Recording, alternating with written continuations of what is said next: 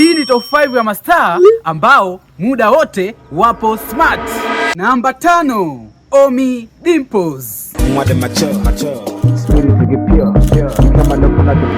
Namba 4, Ali Kiba.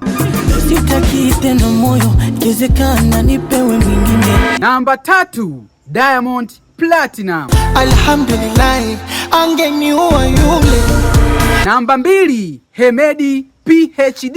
Kalana nguo yake ya ndani ya chini hapo nyekundu.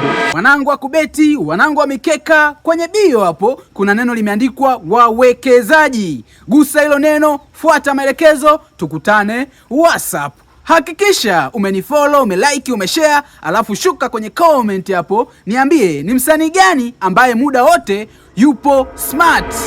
Namba 1, Jux. Ndani wajibu nisiulizwe no.